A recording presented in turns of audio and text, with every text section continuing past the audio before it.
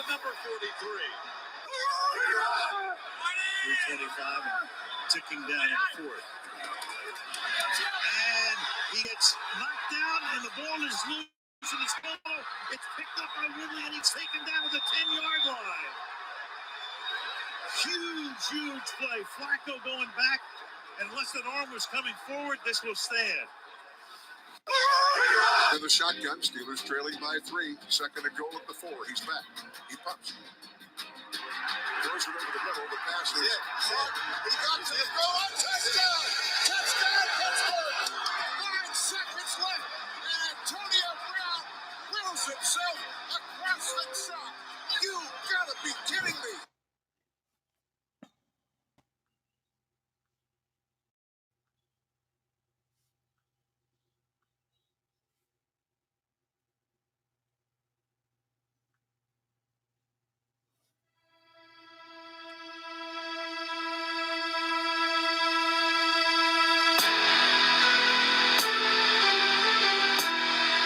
And now, time to get in the huddle with your host, Charles Prodigy Ritchie, here on the Mass Steel Podcast. This thing belongs to Mr. Ronnie, belongs here, and let's see if we can bring this damn thing back here next year, along with the Super Bowl. Here we go. The game is over. The Pittsburgh Steelers did it the hard way.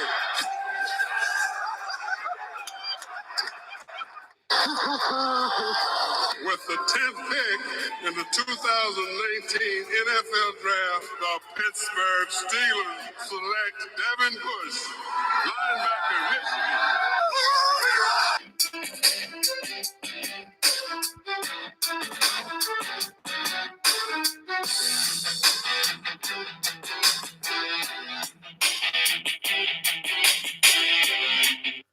And welcome everybody to this morning edition of the Mass Steel Podcast. Right now is one of my favorite times of the week. I'm sure a lot of Steeler Nation, a big game today, but guess what?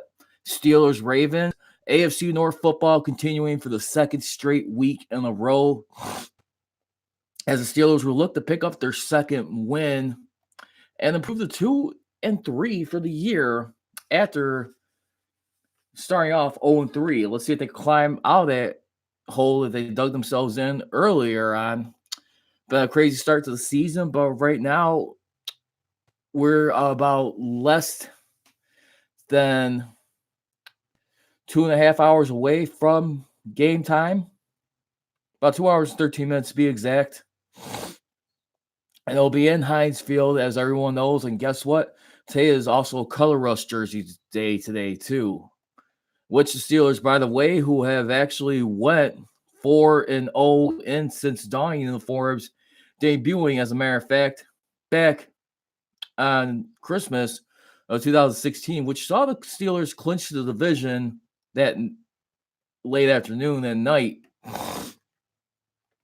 As a matter of fact, remember, just give everyone a recap. The Steelers lead the all-time series against the Baltimore Ravens in the regular season, 25 games to 21, but if you also include the playoffs, it is 28-22 right there. So overall, when you include playoffs, they got a 6-game advantage over them, but the regular season, 4 games over. We'll find out how that fares off today, as definitely they'll be having a lot of tasks right now. Definitely a big concern right now as we go into this game is like going to be also Juju Smith-Schuster right now. I mean, Juju Smith-Schuster, who is battling with a toe injury this week, as a matter of fact.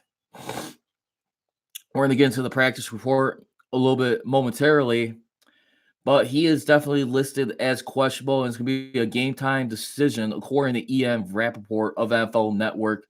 You can follow it on Twitter at RapSheet as we get ready to take a look at it. But, yeah, I think that's definitely going to be one key right there, because everyone's been talking about Mason Rudolph having to do a little bit more than dinking and dunking, I guess you could say, from what he's been starting off with. But, I mean, a lot of that too. I mean, I have no problem with it.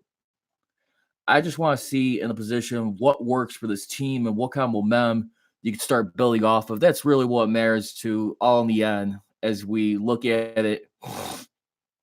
I'll get concerned a little bit later on, but at the same time too, I think it's just right now a situation where you're just trying to take advantage of AFC North division that's still pretty much open right here. I mean, when you really think about it. And yeah, I just definitely feel right now where I mean the plays are not always going to be like the craziest in the world. I mean, obviously, you want to see a little bit more confidence with Rudolph, which I'm sure he will. But at the same time, too, I really believe right now the thing is you just want to just build momentum in whatever way you can. I mean, I'm not going to be worried about like if you're going to be having to just do some wildcats here and there or some jet sweeps. That's fine. I mean, the thing is, obviously, teams are going to like level up on you. They're going to figure out a way to counter you over time. But I'd rather just see right now at this point in time, you want to just get back in the winning column. I definitely feel like they'll adjust later on, but yeah, a lot of too. I mean, one of the things too about Rudolph with him, I mean, your receivers they got to show me a little bit more better job making plays. And so far, we've been seeing so far with Deontay Johnson, who's been definitely stepping up real quick. He's been very surprising. James Washington is one guy who has hardly been targeted in the last few games, as a matter of fact. And I just really feel like right now, when we look at it here, I mean, what we think about it, I mean, this is a guy right here who's been in a lot of shape. I mean, throughout the offseason and really working his butt to get on there. But he's like another guy as an example that could really get going when the Steelers need someone to start firing up their team. This is a team right now who still got a lot to play for, and they're always going to play with pride under a guy like Mike Tomlin, when you ask me. I mean, we've seen it happen 6 years ago when they had that 0-4 start. When they went 0-4, I mean, they actually had a 2-game winning streak. They had a losing streak once again in another 2-game, but then they were win 3 in a row and then lose 2 in a row, but was able to wrap up with a 3-game winning streak. So it was a back and forth season at that point in time, no doubt about it. But it just goes to show you that what kind of fight this team will always give you on those type of game days. And that's the thing where I really kind of just get a little frustrated sometimes when you got to hear a guy like Mike Tomlin and his coaching staff. I mean, a lot of people will definitely be quick to point to a guy like Keith Butler and Randy Fichtner on defense and offense to really get some stuff going. But I mean, at the same time, right now, I mean, the way I look at it, Keith Butler's defense has been proven to step up. I mean, right now, I mean, when you look at it, I mean, going into this game so far, I mean, what was one of the biggest things I was talking about this year was takeaways. And so far, right now, the Steelers overall, I mean, I know we're only a quarter into the season, but to kind of give you like a little bit to like feel good about themselves right now, they are third in the league with takeaways, as they have produced 9 takeaways on defense. I mean, which has really been incredible when you really think about it. I mean, overall, and that's definitely one thing right there. I mean, they only got 3 interceptions so far. I mean, obviously that needs to be picked up, but they have also been able to recover 6 fumbles by the opposing team. So there you go, right there. So you got 9, which is third in the league right there. The only problem is what we got to watch out for is, can they create a lot of those takeaways into big time scores for the offense? And I think that's where you got to really look at it right there. I mean, when you ask me, I feel like right now what we have to do is we have to just see right now, is this going to be a defense that's going to win you the season right now? Are they going to be the big reason as far as this team goes? I mean, obviously this has been a team in transition. When you're considering like, the star level of talent that they had to move on from offense. And Bill Cowher, just like a lot of people are kind of flabbergasted, just amazing how like in the span of 2 years, when you got a guy like Ben Roethlisberger, Antonio Brown, Le'Veon Bell, all gone when the span of 2 years, majority of the killer bees right there. And the killer bee era is pretty much safe to say has come to an end right now. Right now, it's just about establishing a new identity and just trying to find out what we could do to strive as a team going forward right now. So we'll take a look at it as that gets ready to unfold further down the line. But right now, we got some other topics here as we are on the opening drive. Again, if you want to get in the conversation, number to be reached is 312-209-2232. Again, that number to be reached is 312-209-2232. Again, you can follow me on Twitter at Prodigy Richie. You can also check me out on my Instagram, Men of Steel Nation, and then of course check out my YouTube channel, Men of Steel Podcast. And let's get ready to get into some other stuff right now as we take a look at as we are on this edition. It was also reported on Friday too, according to Dale Lally of DK Pittsburgh Sports. You can follow on Twitter at DLally_PGH. The Steelers, as a matter of fact, they reached an injury settlement with Xavier Grimble, and he's pretty much been released as of Friday. They've reached in their settlement with the fifth-year tight end, subsequently released him, meaning he is officially eligible to sign elsewhere. I mean, pretty much the biggest thing when the Steelers signed Nick Vannett about 2 weeks ago, shortly after when you had both guys, Vance McDonald and Xavier Grimble, who actually got injured during the San Francisco 49ers game. It pushed another urgency where they made a move a second straight week in a row where they actually were able to like get someone on the team. They traded someone. They traded a 5th round pick and were able to acquire him from the Seahawks.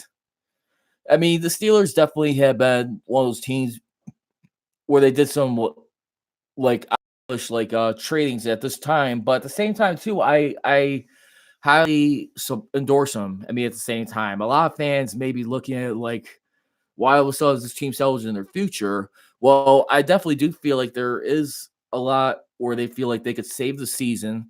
They still see themselves as a playoff team, but it looks like it's apparently where they see it, where they gotta win it through the division right now.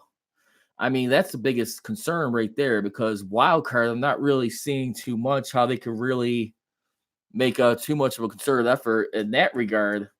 But when we look at it here, I think what you need to start thinking about right now with the Steelers team is that, like I said, this team that's always going to find a way to grind it out.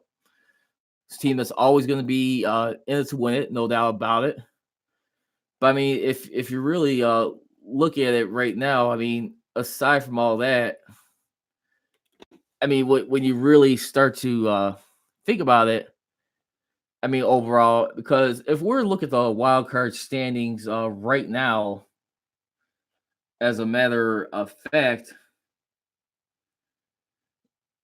I mean, you got the Raiders who, believe it or not, got the final wild card spot. And the Steelers are the 6th team looking out from the wild card standings right now. And they're a game out from that, trailing the Titans, Jaguars, Ravens, Colts, Chargers, and the Raiders. Chargers are the one that's right now like tied with the Raiders. As a matter of fact, well, I guess the Raiders right now apparently got some sort of tiebreaker over them. I mean, as far as like tie-breaking scenarios at this point in time. So let's watch out for that. But I definitely do feel like I said, it's going to have to come via the AFC North division if they're going to salvage anything, if you ask me. But right now, let's get into it. Let's have a little bit of fun on this Sunday morning podcast here.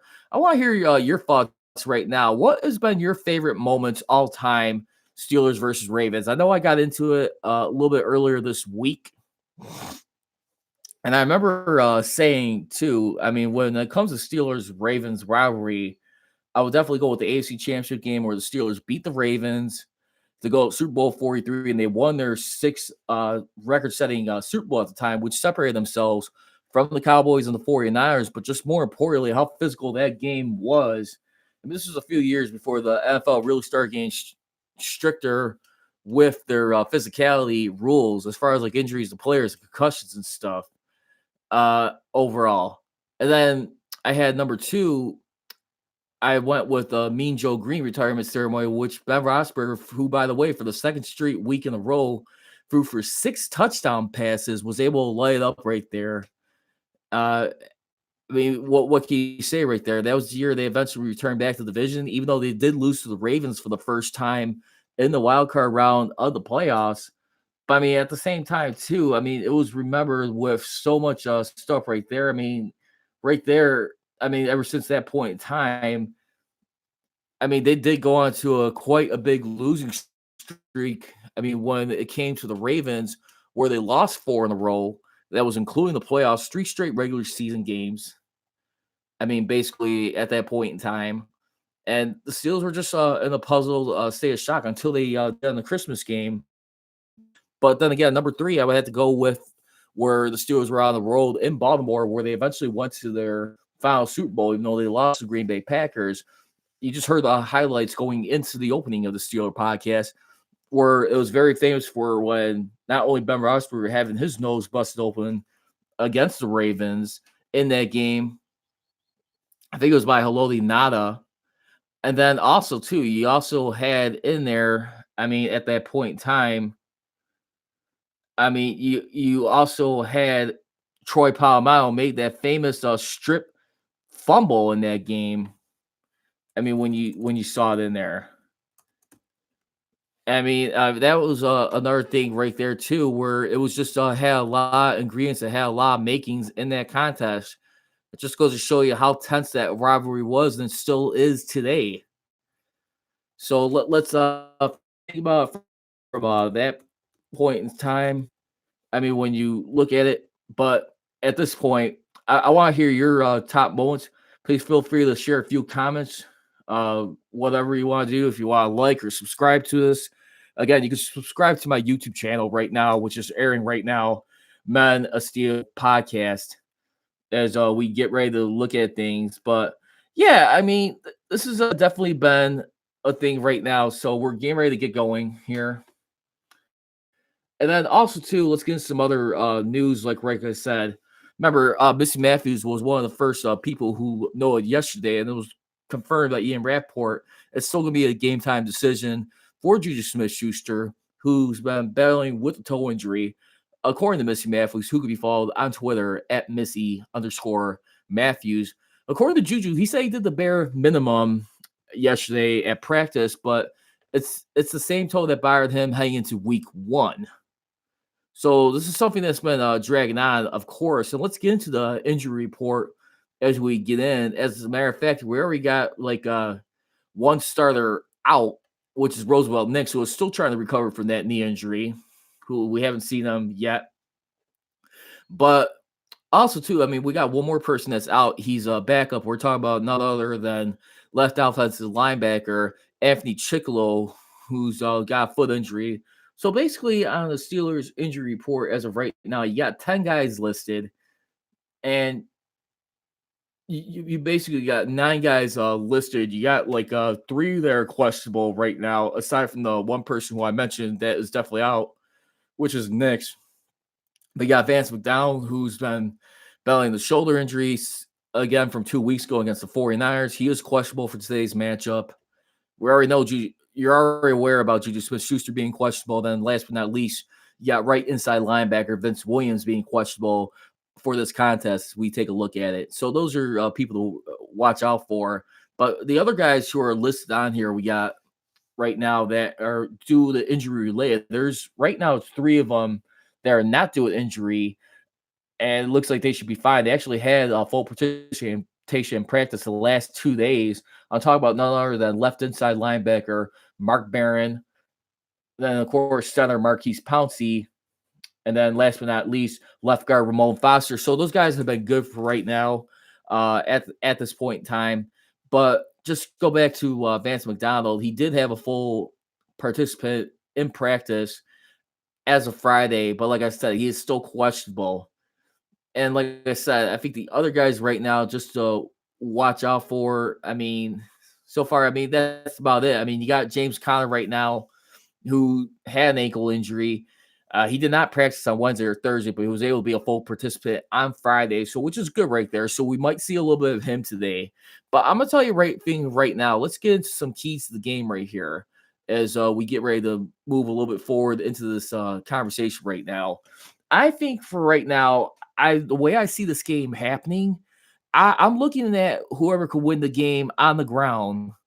Because one of the things too, I think that Arthur Moats and Ton Jokin were talking about on Steelers Live Saturday afternoon was talking about trying to keep up with Lamar Jackson right now. I mean, this is going to be the first time they're going to get a full dose of him in this contest here, and which I can really see right there where it would. But I mean, at this point in time, too, when you look at it right now, I think for right now, what I see is it's definitely gonna have to be like I said, like limiting Lamar Jackson right there. I think if you could just shut down their running game somehow, I think that's going to definitely a big thing as far as where the Steelers could pull out a victory in this game. Because when we face them, we look at the offensive side of the ball, we look at where the Ravens are as far as like running the ball at this point in time. They are first in the league with rushing yards with 823 so far. So that's going to be a big thing they have to be careful about right there as we look at it. I really feel like right now it's definitely going to be a big time duty right there. I mean, if you could force him to pass it in that contest, when we look at it, I think that'll be fine. But I mean, when we look at the Ravens too, by the way, who actually lost like some of their last few games, I mean, including like the playoffs. I mean, at this point in time, when you look at their last few losses, I mean, Lamar Jackson, who's actually right now in his career, he's gotten 4 losses as a starter, 3 in the regular season. I mean, when you really think about it, but I really believe if they get like their running game shut down, I mean that could definitely be a sign of things to come right there. Because remember, they had like about like 36 yards rushing in the playoffs, aside from Lamar Jackson having 54 yards. So I think if you can find a way to handicap that part of it and just force them to pass real quickly, that'd be a good thing. Also, too, I mean, like continue the Wildcat right now. I'm looking at continue the Wildcat for the Steelers right here. I mean, if you got to, I mean, by all means, if you got to pick up low like a momentum or just like find a way to convert those first downs somehow, or do some little chip shot plays, I'm fine with that. That'd be key number 2. I just saw key number 3. I mean, last but not least, I mean, when you look at, I mean, if Juju Smith-Schuster is able to go, as Missy Matthews alluded to, is getting your big time playmakers in on there, get everybody all in, and we'll see where it goes from there. But I mean, at that point in time, that's gonna be it for those keys of the game. But like I said, and that was one of the times I was gonna get into for fair or foul. Do you guys believe that Mason Rudolph getting the ball to like his playmakers, like Juju Smith-Schuster and James Walker, will have some long-term success? I'm going to say fair for that one for right now. I mean, obviously, it's a little bit too early to judge right now. But I definitely do believe at some point you are gonna like start chipping away. You are gonna start building some confidence, and then once you get like a little bit of a moxie going, we'll see what happens on that point in time. But anyway, I just wanted to say thank you for those of you who took the time, real quick here. Sorry, this had to be a little bit of a short version of the Menace Steel podcast, but I'm getting ready to head out somewhere, get ready to prepare and watch the game. I definitely want to hear your thoughts and comments throughout the game. Please feel free to tweet me at Prodigy Richie for times during the Menace Steel podcast right now. Feel free to visit the Facebook page, Menace Steel Podcast. You can also type it in at Menace Steel Nation. I got a lot more stuff I'm going to add later on, little by little, to make improvements to my social media pages, as well as my Instagram stream, Menace Steel Nation. As always, leave you. Don't be trolling, be rolling. Here we go, Steelers. Here we go. I gone.